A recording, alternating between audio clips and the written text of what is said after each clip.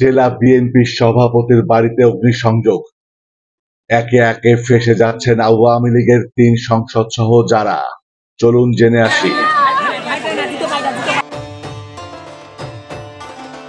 ঝিনাইদহ জেলা বিএনপির সভাপতি অ্যাডভোকেট এম এ মজিদের বাড়িতে হামলা ও অগ্নিসংযোগের ঘটনায় আওয়ামী লীগের সাবেক ৩ সংসদ সদস্য সহ ৩২৯ জনের নাম উল্লেখ করে ঝিনাইদহ সদর থানায় মামলা দায়ের করা হয়েছে। জেলা বিএনপির সভাপতির ভাতিজা রিপন বিশ্বাস বাদী হয়ে ঝিনাইদহ সদর থানায় মামলাটি করেন। মামলা নম্বর ২৭/২৪।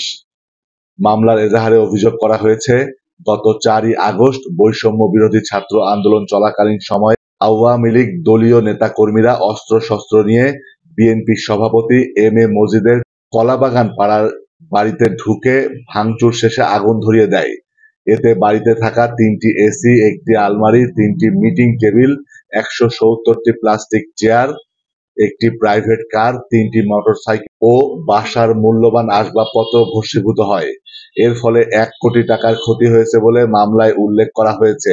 এই মামলায় ঝিনাইদহ ১ আসনের সাবেক সংসদ সদস্য নায়েব আলী জর্দার, ঝিনাইদহ ২ আসনের সাবেক সংসদ সদস্য ও জেলা আওয়ামী লীগের সভাপতি শফিকুল ইসলাম অপু, তাহজিব আলম সিদ্দিকী শমী, পাগলাকানা ইউনিয়নের চেয়ারম্যান আবু সাইদ বিশ্বাস, আওয়ামী লীগ নেতা জে এম রশিদুল আলম, বাবু জীবন কুমার বিশ্বাস, নজরুল ইসলাম, আশফাক মাহমুদ জন, ওয়ালটন জাহাঙ্গীর ও শ্রমিক লীগ নেতা আক্কাস আলী সহ ৩২৯ জনের নাম উল্লেখ করে ৭০০ থেকে ৮০০ জনকে অজ্ঞাত করে আসামি করা হয়েছে।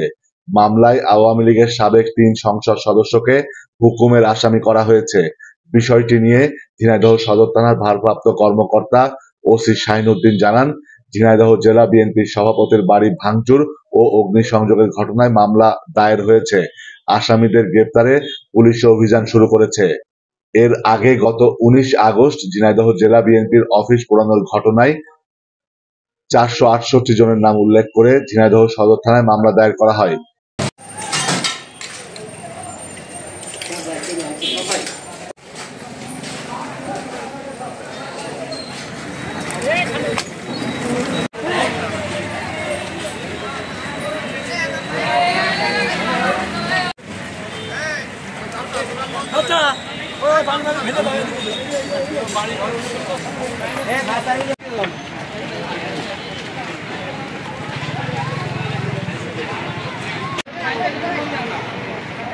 হ্যাঁ, মিস করলো